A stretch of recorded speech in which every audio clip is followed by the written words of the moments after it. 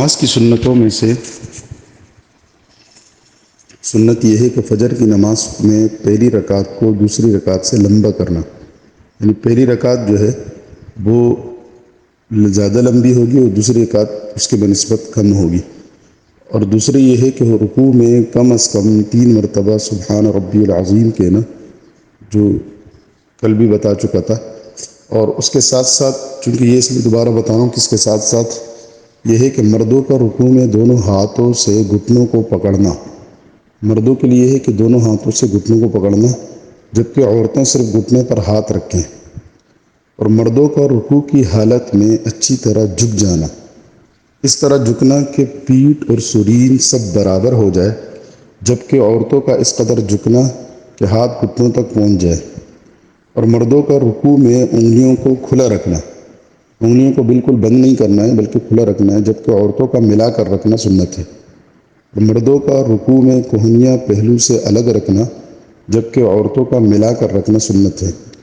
اور اسی طرح جب سجدے میں جاتے ہوئے اس کا طریقہ یہ ہے، سجدے میں جانے کا پہلے گھٹنے، پھر ہاتھ، پھر ناک، آخر میں پیشانی کا رکھنا۔ اور اٹھتے ہوئے اس کے بالکل الٹ کرنا، پہلے ناک اٹھانا، پھر پیشانی، پھر ہاتھ، پھر گھٹنے، اور اس طرح سیدھا کھڑا ہو جانا، یہ بھی سنت ہے۔ اور مردوں کا سجدے میں پیٹ کو رانوں سے اور بازوؤں کا بغل سے اور کوہنیوں کا زمین سے الگ رکھنا، جبکہ عورتوں کا ملا کر رکھنا سنت ہے۔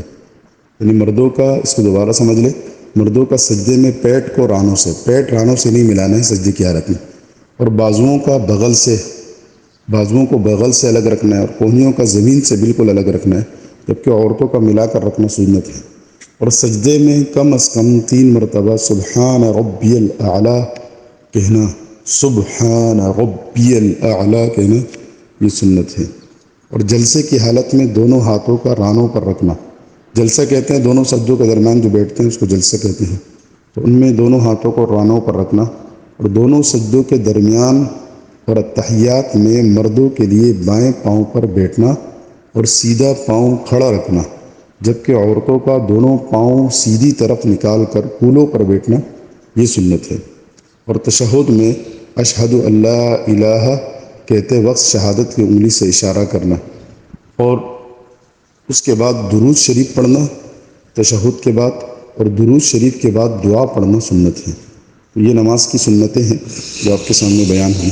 اللہ عمل سمجھ کے